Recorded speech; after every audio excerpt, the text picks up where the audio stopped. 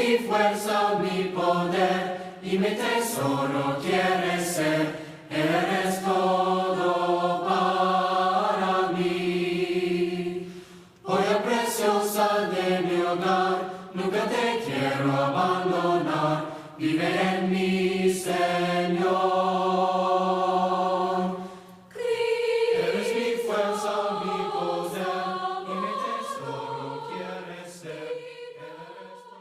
Y ahora ha llegado el momento, ha llegado el tiempo de escuchar la palabra de nuestro Dios. Así que nos aprestamos para poder estar atentos al mensaje de Dios para esta noche, para nuestras vidas, para que seamos confortados por medio de la palabra de nuestro Dios. Voy a pedirle a mi hermano Julio Cedeño que pueda estar activando su micrófono y ministrando en la palabra de Dios. Dios te bendiga, Julio.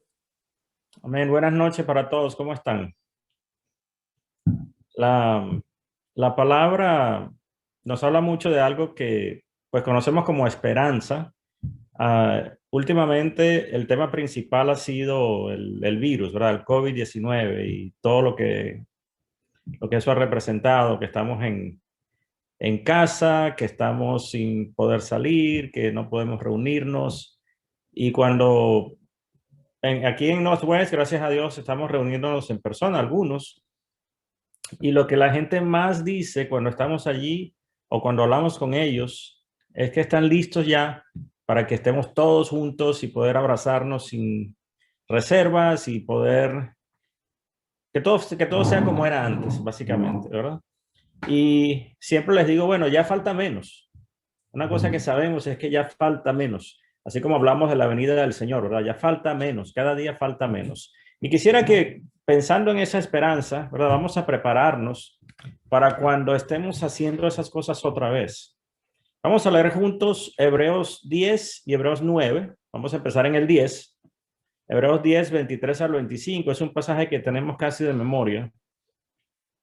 Y Hebreos 10, 23 dice así: mantengamos firme, sin fluctuar, la profesión de nuestra esperanza, porque fiel es el que prometió. Y considerémonos unos a otros para estimularnos al amor y a las buenas obras, no dejando de congregarnos, como algunos tienen por costumbre, sino exhortándonos, y tanto más cuanto veis que aquel día se acerca. Y vamos a empezar otra vez de atrás hacia adelante, ¿verdad? El versículo 25 termina diciendo, cuanto veis que aquel día se acerca.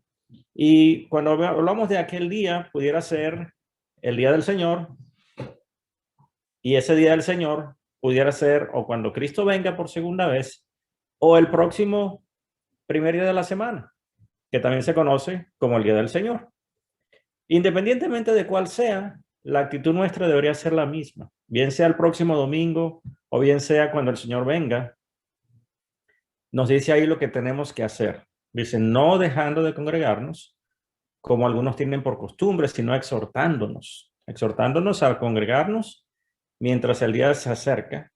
Pero también nos dice que nos consideremos unos a otros para estimularnos a hacer dos cosas, dice, al amor y a las buenas obras. Entonces, cuando estamos juntos, hemos aprendido que para estar congregados ya no necesariamente tenemos que estar en el mismo lugar, ¿verdad? Pero cuando estamos juntos, algunos de esos propósitos deberían ser estimularnos al amor y estimularnos a las buenas obras. Y luego dice, ¿verdad?, que deberíamos mantener esa esperanza firme sin fluctuar.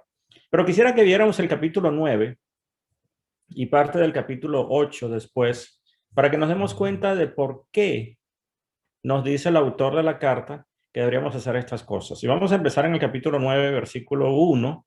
No vamos a leerlo todo, pero quiero que nos demos cuenta más o menos de lo que nos está diciendo, ¿verdad? Sabemos que la carta de los Hebreos tiene muchas cosas que nos animan a estar en Cristo y nos dice que es mejor estar en Cristo que no. Nos habla de un mejor pacto, un mejor ministerio, mejores promesas, mejor esperanza, muchas cosas que son mejores ahora bajo la gracia que bajo la ley.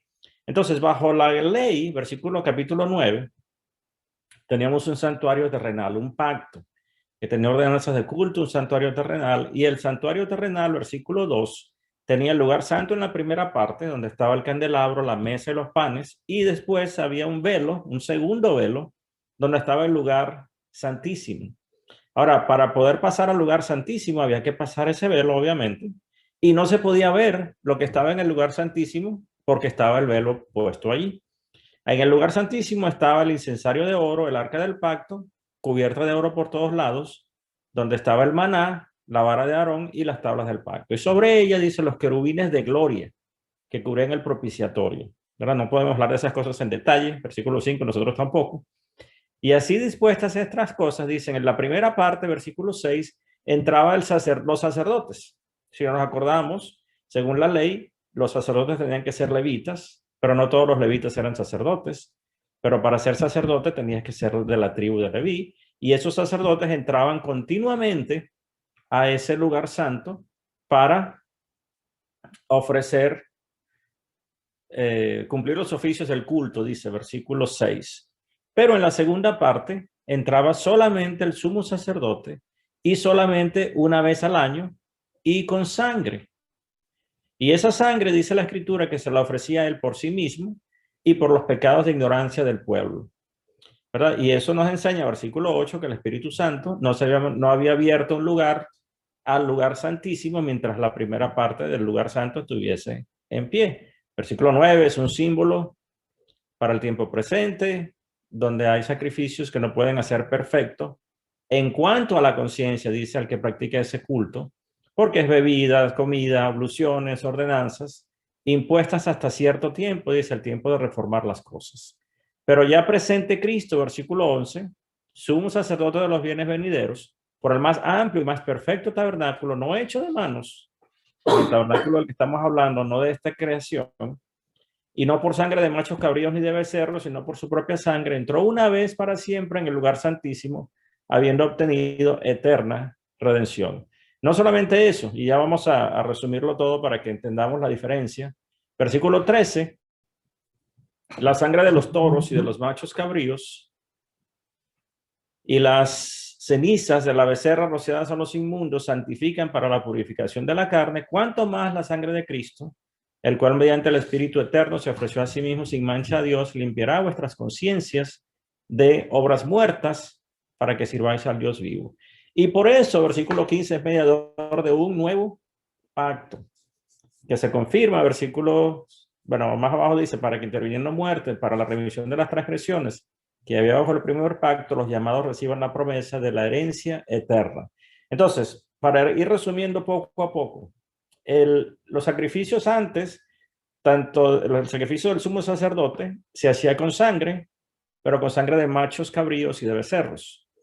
El sacrificio de Cristo se hizo con sangre, pero con su propia sangre. El sacrificio antes se hacía una vez al año. El sacrificio en Cristo se hizo una sola vez y para siempre, porque no solamente, dice el versículo 14, el Espíritu es eterno, sino que la herencia es eterna y el pacto también es eterno. Entonces, lo primero era temporal y lo segundo es eterno. No solamente eso, el sacrificio anterior limpiaba la carne, mas no la conciencia. El sacrificio de Cristo limpia la conciencia, y el propósito de limpiar nuestra conciencia es que podamos servir al Dios vivo, porque la conciencia está limpia de obras muertas. Este pacto, este testamento mejor, nuevo, se confirma cuando el testador, que es Cristo, muere, versículos 16 y 17. Ambos instituidos con sangre.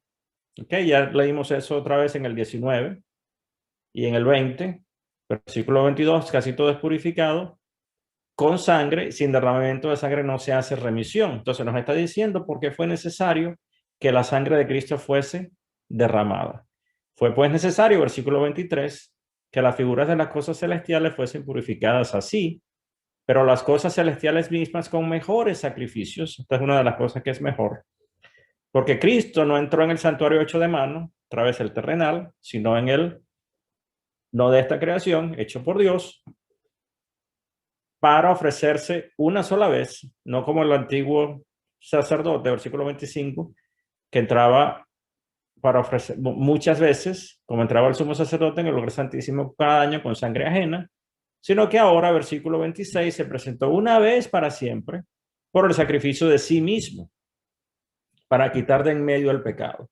Entonces, es como que el sacrificio anterior, además de ser necesario cada año, no resolvía el problema, solo escondía el pecado por un año y luego había que recordarlo otra vez. Mientras que ahora el pecado ha sido totalmente quitado de en medio y por eso, así como nosotros morimos una vez y después el juicio, versículo 27, el versículo 28 nos dice que por eso Cristo fue ofrecido una sola vez para llevar los pecados de muchos y se aparecerá por segunda vez en relación con el pecado para salvar a los que le esperan. Vamos a ver otras cosas antes también, pero el velo, si pueden ir conmigo a Éxodo 26, versículo 31 al 33, era un velo, dice la escritura, un velo de azul, púrpura, carmesí y lino torcido. Ahora, eso nos está diciendo no solamente el color, pero también la textura. Lino torcido era sumamente resistente, sumamente fuerte y era hecho de obra primorosa. ¿Ok? Estaba puesto sobre 4 columnas de madera cubiertas de oro, etcétera, etcétera. Y dice el versículo 33 al final que ese velo iba a hacer separación entre el lugar santo y el lugar santísimo, como leímos ahorita en Hebreos capítulo 9. Ese velo, según Mateo 27, 50 al 51, fue rasgado en dos cuando Jesús murió. Versículo 50 de Mateo 27 dice: mas Jesús, habiendo otra vez clamado a gran voz, entregó el espíritu. Murió, falleció. Y he aquí el velo del templo se rasgó en dos, de arriba a abajo, y la tierra tembló, y las rocas, se partieron. Ahora, es interesante, ¿verdad? La forma en que lo describe, porque ocurre cuando Jesús muere. Cuando el velo es rasgado, quiere decir que desaparece, que ya no hay separación entre el lugar santo y el lugar santísimo, ¿verdad? Es lo primero que nos quiere decir. Pero es interesante que se rasga en dos, pero se rasga en dos desde arriba hacia abajo. Y la importancia de eso es que, si recuerdan lo que decía Éxodo 26, este velo estaba puesto sobre columnas de madera cubiertas de oro. Esas columnas eran altas, eran por lo menos el doble del alto de un hombre alto. Lo que quiere decir que para poder romperlo de arriba hacia abajo, había que subirse en una escalera, llegar al medio y empezar a cortarlo desde allí hacia abajo. ¿Cierto? Pero se rompió así. Si lo hubiera roto un ser humano, se hubiera roto de abajo hacia arriba, porque lo podemos alcanzar, ¿verdad? Es lo más lógico. Lo agarramos abajo y lo rompemos. Pero al decirnos la escritura que se rompió desde arriba hacia abajo, nos está ilustrando que quien hizo esa rasgadura, quien eliminó el velo para que no hubiera separación entre el lugar santo y el lugar santísimo, fue Dios mismo. Es obra divina, que cuando Jesús muere y confirma el pacto mejor, el Nuevo Testamento, el nuevo pacto, para con todos nosotros, un pacto eterno, un pacto en el cual los pecados son perdonados y olvidados, un pacto bajo el cual nuestras conciencias son limpiadas permanentemente. Dios eliminó la separación entre el lugar santo y el lugar santísimo. Vamos a regresarnos a Hebreos y vamos a leer ahora el capítulo 10, pero algunos versículos antes de los que ya leímos. Empezando en el versículo 8 del capítulo 10, dice: sacrificio y ofrenda y holocaustos y expiaciones no quisiste, ni te agradaron, las cuales se ofrecen según la ley, diciendo luego: he aquí que vengo, oh Dios, para hacer tu voluntad, quita lo primero para establecer lo último. En esa voluntad somos santificados mediante la ofrenda del cuerpo de Jesucristo, hecha una vez para siempre. Nos dice lo mismo, ¿verdad? Ahora, el sacerdote, versículo 11, ministra cada día, ofrece muchas veces los mismos sacrificios que no pueden quitar los pecados. Pero Cristo, habiendo ofrecido una vez para siempre un solo sacrificio por los pecados, se ha sentado a la diestra de Dios, de ahí en adelante esperando hasta que sus enemigos sean puestos por estrados de sus pies, porque con una sola ofrenda hizo perfectos para siempre a los santificados. El Espíritu Santo nos dice, versículo 15, que ahora las leyes van a estar puestas en nuestros corazones, en nuestras mentes, no en tablas de piedra como antes, pero mire lo que dice el versículo 17, y si de algo nos acordamos después de esta noche, que sea eso, dice, y nunca más me acordaré de sus pecados y transgresiones. Entonces, bajo este nuevo pacto, bajo este nuevo testamento, una vez que mis pecados son perdonados por mi fe en la sangre de Cristo, en su sacrificio único, perfecto, permanente y eterno, Dios no se acuerda jamás de mis pecados y transgresiones. Y yo sé que eso nos suena muy difícil a nosotros, ¿verdad? A mí por lo menos me suena muy difícil, porque yo mismo me acuerdo de mis pecados y transgresiones constantemente. Pero cuando voy a Dios y le digo, Dios, perdóname por aquel pecado que cometí ayer, por el cual ya me arrepentí, ya me perdonaste, Dios dice, ¿cuál? ¿Cuál pecado? No me acuerdo de ese pecado y de esa transgresión. No estoy hablando, por supuesto, de seguir pecando, como dice Pablo, para que la gracia abunde. No, no es eso. Pero el pecado del cual me he arrepentido, que ha sido perdonado, Dios no tiene absolutamente ninguna memoria de él. Y nosotros necesitamos entender esa parte de la gracia. Necesito olvidar esa parte yo también. Porque después, mira lo que dice. Donde hay remisión de estos, no hay más ofrenda por el pecado. O sea, si estoy acordándome de lo que Dios se ha olvidado, básicamente estoy diciendo que el sacrificio que Dios ofreció, que es perfecto, que es santo, que es único, no es suficiente. Y no hay más sacrificios. No hay nada mejor de lo que Dios ya nos dio, que fue la vida y la sangre de su único Hijo. Y por eso, versículo 19, tenemos libertad para entrar en el lugar santísimo por la sangre de Jesucristo, por el camino nuevo y vivo que Él nos abrió a través del velo, esto es de su carne, y teniendo un gran sacerdote sobre la casa de Dios, acerquémonos con corazón sincero, en plena conciencia, en plena certidumbre de fe, purificados los corazones de mala conciencia y lavados los cuerpos con agua pura. Y después me dice lo que empezamos a leer al principio, que mantenga firme mi esperanza, porque Él es fiel, y que me reúna, que no deje de reunirme, y que estimule a mis hermanos al amor y a las buenas obras, y que no deje de congregarme cuando aquel día se acerque. Entonces, fíjense lo que está diciendo. Y esto, le digo, lo entendí recientemente. La Escritura nos dice que nosotros somos reyes y sacerdotes, ¿sí o no?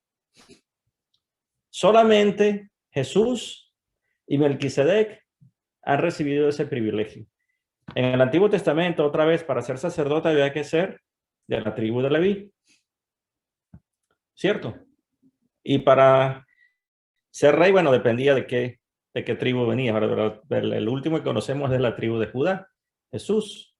Pero cada vez que un rey intentó hacer el trabajo del sacerdote, se metió en serios problemas hasta perder el reino. Saúl quiso hacerlo, se metió en problemas. ¿Ok?